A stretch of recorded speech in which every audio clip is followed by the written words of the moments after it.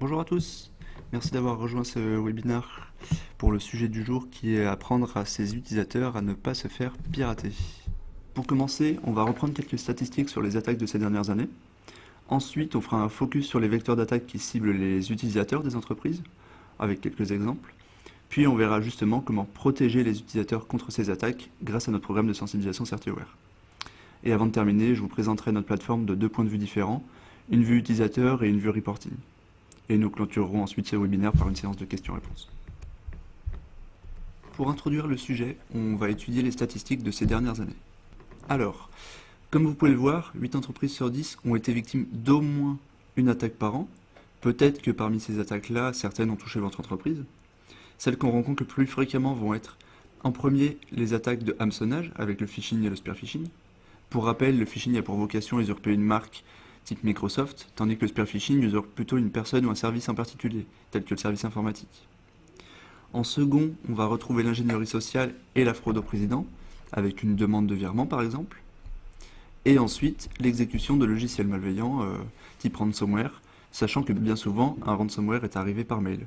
Donc c'est lié à l'hameçonnage. On va maintenant s'attarder sur les attaques qui ont pour but de cibler les utilisateurs. Évidemment, parmi les attaques que j'ai présentées juste avant, la plupart ont pour objectif de cibler l'humain, parce que c'est le maillon faible de la sécurité. On dit souvent que la faille se situe entre la chaise et le clavier. Mais pourquoi ça fonctionne, tous ces vecteurs d'attaque? Parce qu'on retrouve à chaque fois des critères de succès qui sont la curiosité, la peur, l'urgence ou l'usurpation de votre environnement habituel. Par exemple, un mail qui provient de votre responsable. On va prendre maintenant quelques exemples concrets pour chacun de ces vecteurs d'attaque. Dans ce premier exemple, qui est un cas très courant, un hacker va envoyer un mail en usurpant à la fois un service interne de l'entreprise et également le service de messagerie Office 365 de l'entreprise. Donc l'utilisateur va recevoir le mail qui usurpe le service informatique, comme on peut le voir, et qui demande de revalider son mot de passe pour continuer à recevoir les mails. Ça peut être un scénario légitime. Pensant que ce mail est légitime, du coup l'utilisateur va cliquer sur ce lien, il est redirigé sur une page web qui usurpe le portail Office 365. Comme lui demande le soi-disant service informatique, l'utilisateur va renseigner son mot de passe pour pouvoir continuer à recevoir ses mails. A partir de là, un hacker dispose des identifiants mots de passe. Il peut donc potentiellement réaliser plusieurs types d'actions. Il peut par exemple accéder à la boîte mail dans le but de récupérer d'autres identifiants mots de passe. Il peut également analyser les échanges de mails et ensuite utiliser cette adresse pour envoyer des mails de phishing en interne. Et dernier exemple d'action, le hacker peut accéder à tous les services de Office 365 de l'utilisateur. Donc si l'entreprise utilise SharePoint pour la gestion des fichiers en interne, le hacker pourrait les récupérer, les modifier ou les supprimer. Ce scénario usurpant Office 365 est de plus en plus utilisé, étant donné en fait qu'il permet un accès à tous les services de la suite Office 365. Second exemple, dans les scénarios d'usurpation d'identité, le hacker usurpe ici le service informatique pour l'envoi de son mail. À la différence du scénario précédent, l'utilisateur reçoit une pièce jointe dans le mail, ou bien un lien qui redirige sur une page web pour télécharger ce fichier. C'est ce qu'on appelle le drive-by. Ce lien, ça peut par exemple être un lien OneDrive, Google Drive ou autre. Cette pièce jointe, du coup reçue, elle peut être de différents formats. Un fichier Office comportant une macro, un fichier .exe ou un PDF. Et du coup, dès que l'utilisateur en fait ouvre ce fichier, le script malveillant embarqué, il est exécuté automatiquement. Ce script, il a pu être développé pour différents objectifs au final, comme la récupération d'informations sur le poste par exemple, ou la prise de contrôle du poste, le déploiement de ransomware, ou l'infiltration sur le réseau carrément. On va maintenant passer au dernier exemple. Sur cet exemple, on part du principe qu'un utilisateur a trouvé une clé USB quelque part, sur un parking ou dans un couloir de l'entreprise, vers la fontaine à eau ou la machine à café par exemple. Il la connecte pour voir ce qu'il a dessus, mais là c'est trop tard. Pourquoi ? Parce que dès la connexion de la clé, en fait un script préprogrammé peut être exécuté. En effet, il existe des clés USB qui agissent en tant que clavier, c'est-à-dire que même si vous avez interdit le stockage de masse sur les ports USB en fait, bien souvent l'utilisation d'un périphérique de type clavier-souris USB n'est jamais restreint. Du coup, dès que la clé est détectée, comme elle est détectée comme un clavier, le script s'exécute automatiquement. En fonction du script, le hacker peut du coup avoir défini différents types d'actions selon ses projets, comme la récupération d'informations sur votre poste, la prise de contrôle du poste, l'activation d'un ransomware, l'infiltration sur le réseau et d'autres actions potentielles. Dans ces trois exemples, du coup, qui reflétaient les principaux vecteurs d'attaque, on a vu que c'est l'utilisateur au final qui est ciblé. Mais au final, il peut également être la meilleure protection de l'entreprise. Parce que dans le cas où les briques de sécurité ont été outrepassées, telles que le pare-feu, l'anti-spam, c'est l'utilisateur le dernier rempart. D'où l'importance d'apprendre aux utilisateurs comment reconnaître ces attaques et comment avoir une bonne hygiène informatique. Pour répondre à cette problématique, je vais vous présenter notre programme de sensibilisation CertiAware.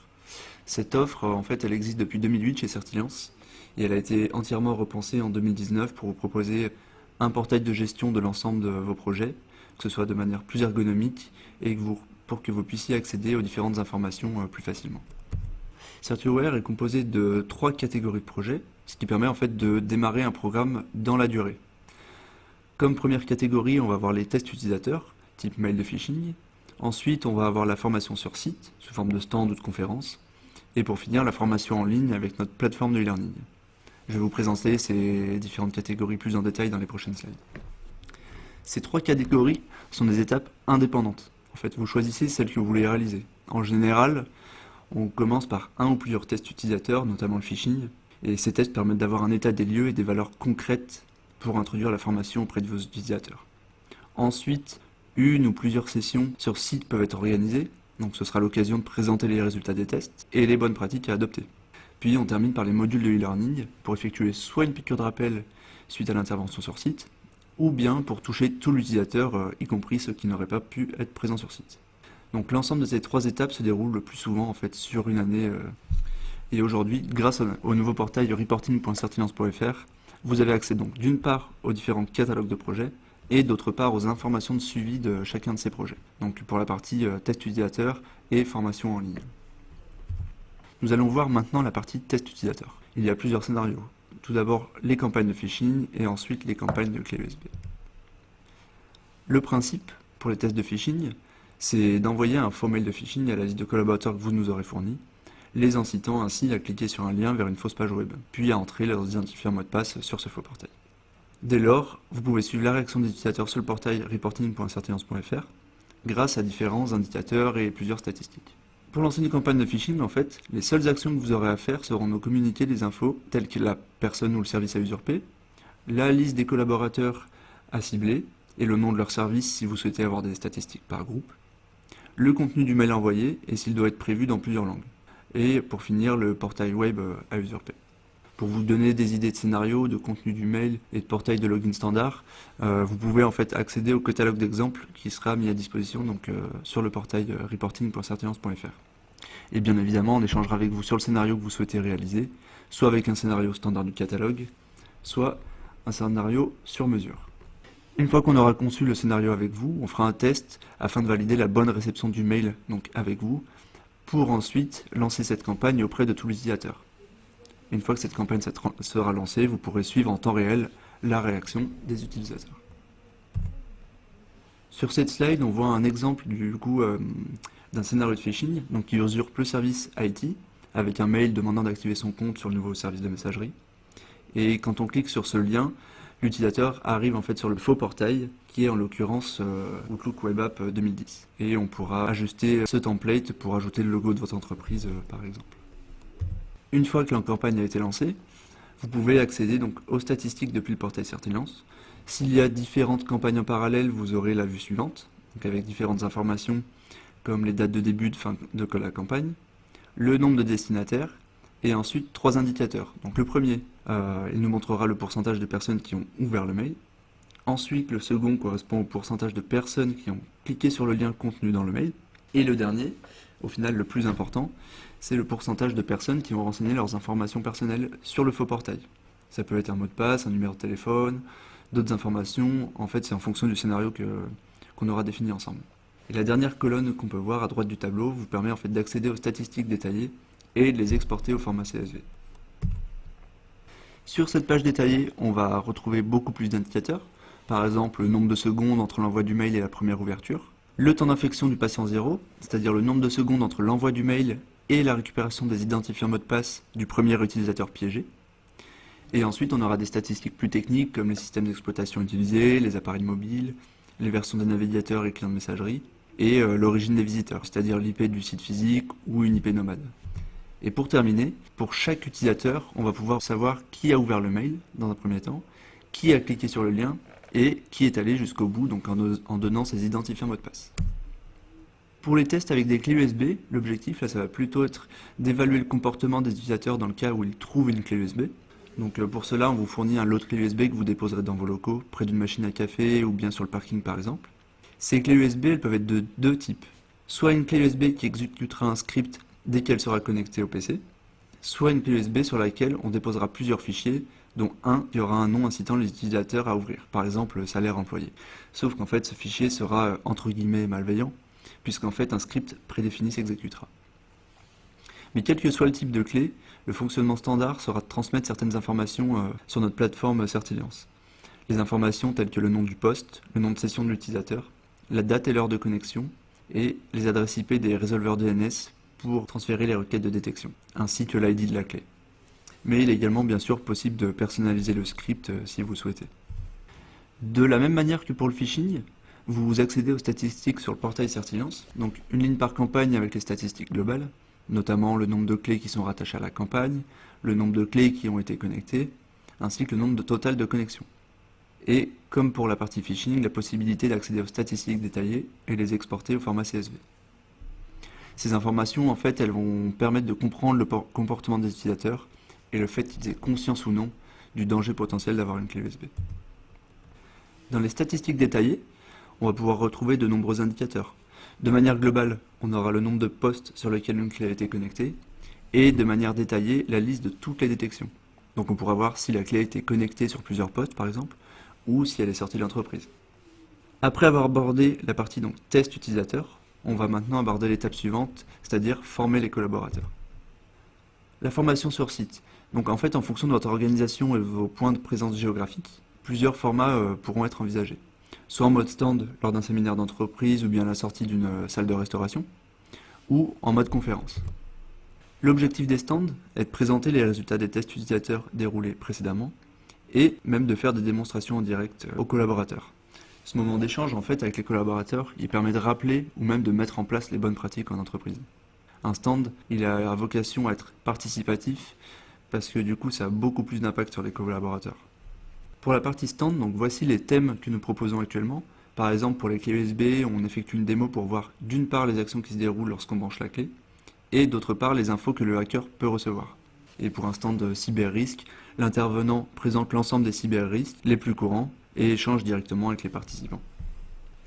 Les stands, ils fonctionnent plutôt sur des petits groupes et de manière participative. Mais si vous souhaitez mobiliser vos collaborateurs sur un temps de formation plus classique et avec plus de participants, le format conférence sera plus adapté en fait. Sur une durée de 1h30 à 2 heures, tous les thèmes de la cybersécurité ils seront abordés avec interaction sur certains points, sur cette partie conférence.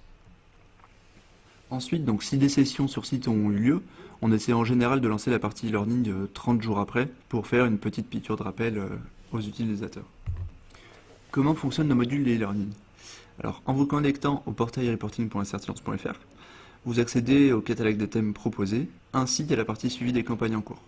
Alors, un thème, c'est égal à un module. Et chaque module, il va être composé donc d'une formation, puis d'un quiz permettant de valider les connaissances acquises. Les modules ils se présentent en deux formats, donc soit à lire, c'est-à-dire que toute l'information est contenue dans les slides, ou sinon en format sonorisé, c'est-à-dire que les explications et les commentaires ils sont sous forme audio. Et ces modules, pour garder toute l'attention de l'utilisateur, ils vont durer entre 6 et 10 minutes, pas plus.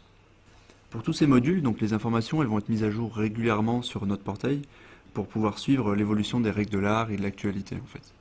Donc pour cette partie learning, pour lancer une campagne, il vous suffira juste de nous indiquer un thème et la population cible. Ensuite, Certiliance se charge d'envoyer les mails permettant d'accéder à la formation et on s'occupe également de relancer les utilisateurs qui n'auraient pas participé. Je vais maintenant procéder à deux petites démonstrations comme je l'ai dit dans le sommaire. Une première donc pour présenter les actions à réaliser par un utilisateur dans le cadre du learning et une seconde démonstration sur la partie reporting pour vous montrer comment suivre en temps réel la participation et accéder au catalogue de formation en ligne. Pour l'utilisateur, c'est très simple. En fait, ils vont recevoir un mail personnalisé les invitant à une session de e-learning, comme on peut le voir. Et ce mail contiendra un lien donc, qui aura en fait une clé unique par utilisateur pour qu'on puisse suivre individuellement leur participation derrière. Une fois que ces utilisateurs vont cliquer sur le lien, ils vont être dirigés vers la formation en ligne. La formation, donc elle est lancée dans le navigateur de l'utilisateur et elle se présente de cette manière. Le thème est présenté, donc les réseaux sociaux, ainsi que la durée approximative de la session, donc 7 minutes. Je vais vous montrer rapidement quelques slides de cette formation. Cette formation, j'ai oublié de préciser, elle est en formation à lire, donc tout est écrit dans les slides. On commence par une introduction du sujet, qu'est-ce que les réseaux sociaux et à quoi servent-ils? Et on ajoute également une slide pour faire le lien justement entre la vie professionnelle et la vie personnelle, parce qu'en fait c'est important de présenter ce lien pour que l'utilisateur se sente vraiment concerné par le sujet. Ensuite, on va présenter donc les différents risques. Donc, dans ce cas des réseaux sociaux, on va avoir l'usurpation d'identité et le fait d'être plus facilement ciblé par des campagnes de phishing si on expose beaucoup d'informations sur les réseaux sociaux. Et en fait, ces slides sur les risques, elles vont se terminer à chaque fois par un exemple concret, c'est-à-dire un sujet d'actualité. Par exemple, ici, un employé qui a été licencié parce qu'il avait posté un message sur un réseau social. Donc ensuite, pour faire face à ces risques, on va présenter une liste de conseils et de bons réflexes à chaque fois. Dans le cas des données renseignées sur un réseau social, il faut éviter d'afficher publiquement des informations telles que l'âge, le numéro de téléphone, l'adresse postale ou le nom de son chien. Et ensuite, donc chaque formation va se terminer par un quiz pour évaluer les connaissances de l'utilisateur. Dans celui-ci, il y a 5 questions. Donc voici une des questions. Quels sont les principaux risques liés aux réseaux sociaux pour les entreprises? On doit avoir 4 choix de réponse et dès que l'utilisateur clique sur Envoi en bas à droite, il peut voir si sa réponse est correcte, incorrecte ou partiellement correcte. Donc si l'utilisateur a bien répondu, il n'y a pas d'explication particulière, donc félicitations, c'est la bonne réponse.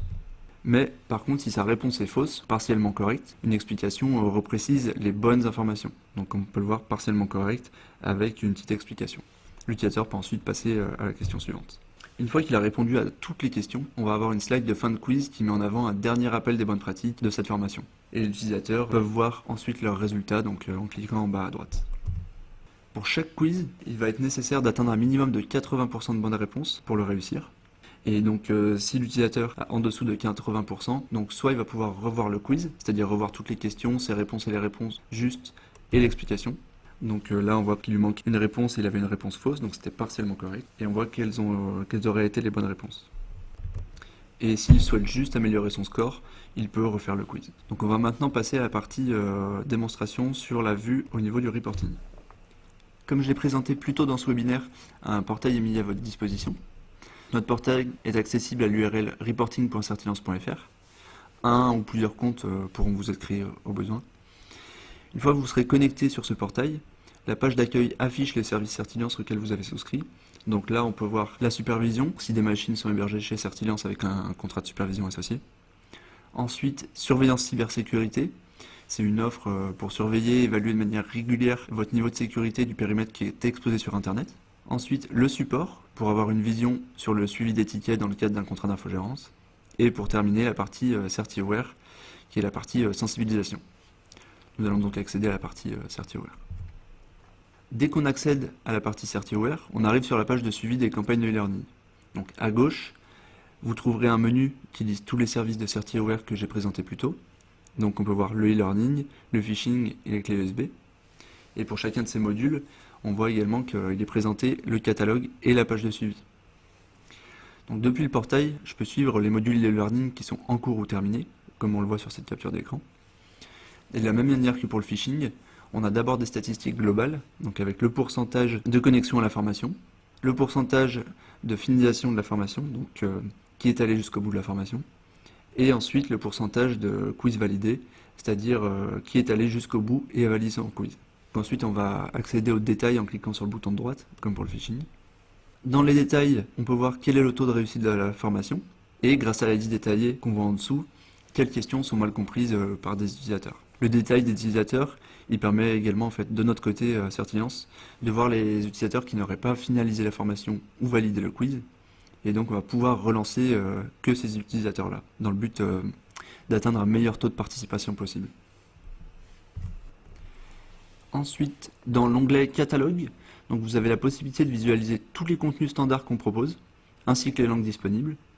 Et à droite, dans la colonne Tester, il y a un bouton qui permet de lancer la formation en mode démo, donc sachant que vous aurez le droit de consulter 3 fois le contenu au maximum. Ensuite, vous pourrez nous redemander un accès. Ça vous permettra en fait de lire tout le contenu et le quiz pour que derrière, une fois que vous aurez choisi le thème, vous nous contactez et Certiliance lance le module d'e-learning pour vos utilisateurs. Alors j'en ai terminé donc pour la partie démonstration. Sur cette slide, on peut voir quelques références. Depuis la création de l'offre CertiAware, donc en 2008, on a conçu des projets donc, avec une ou plusieurs étapes en fonction des clients, que ce soit pour des TPE-PME ou bien des grands comptes, comme on peut le voir. Donc entre 50 et jusqu'à 70 000 utilisateurs pour un client.